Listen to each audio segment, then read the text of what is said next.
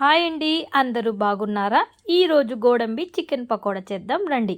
ముందుగా శుభ్రం చేసుకున్న చికెను, అందులో అల్లం వెల్లుల్లి పేస్టు 1 స్పూను, లవంగాలు, చెక్క, గసగసాలు 1 స్పూను, కొత్తిమీర, పచ్చిమిర్చి 1 స్పూను వేసుకోవాలి.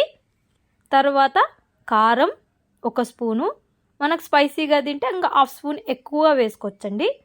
రుచికి తగినంత సాల్ట్ వేసుకోవాలి.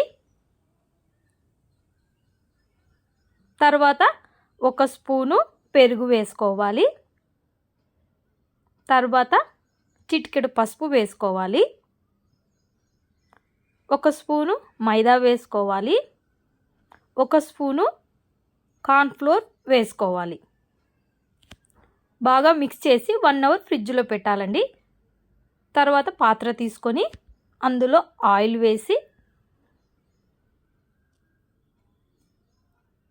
ఆయిల్ వేడయ్యాక ముందుగా నానబెట్టిన చికెన్ పకోడా తీసుకొని ఇలా ఫ్రై చేసుకోవాలి. చూడండి, కాస్త సిమ్ములో పెట్టుకొని పకోడా అనేది ఫ్రై చేసుకుంటే లోపల చికెన్ కూడా బాగా మెత్తగా ఉడుకుతుందండి. చూడండి, పకోడా అనేది రెడీ అవుతుంది. ముందుగా పచ్చిమిర్చి, కాస్త కరివేపాకు, కాస్త గోడంబి వేసి నూనెలో ఫ్రై చేసుకోవాలి.